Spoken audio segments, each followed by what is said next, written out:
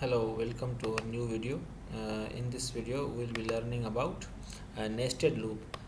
So, what is a nested loop? Nested loop is loop within a loop is called a nested loop.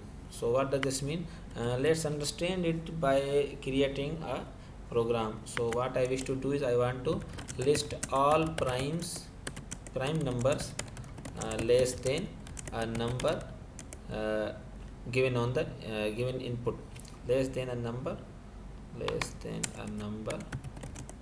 given as input. So for example, first of all we need a number, so I want to input this number, and we need to know that all integers are the primes. So enter the range for prime numbers. For you can print any message of your choice, and I want to create a list. So initially the list is empty, so for I in range from 2 to number whatever you have written, and I want to create a for example a variable is prime, and by default I assume each number is prime.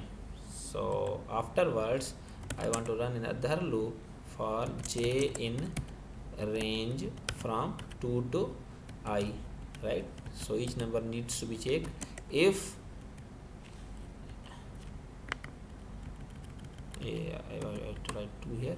If j I mod j is equal to 0, that means there is a number that current iteration of I is exactly divisible, that means is prime. This number is not prime, so is prime equal to false, right? So once this loop is run, all we need to do is one thing we can say that if it is divisible by any number, so we don't need to run this loop for entire we need to run entire loop. All I need to do is, because condition is met, that means this number is divisible by any number between range 2 and that number, that means this is not a prime number, so break this loop. But if this number is still is prime is true, that means is prime, that means if is prime is not been set to false, that means this the current iteration, for example 7 is prime. So what I need to do is we need to append this number to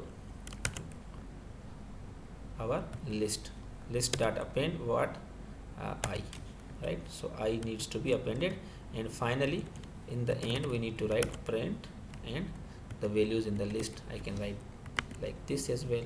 So let's try to run it. I don't know whether it would work or not, but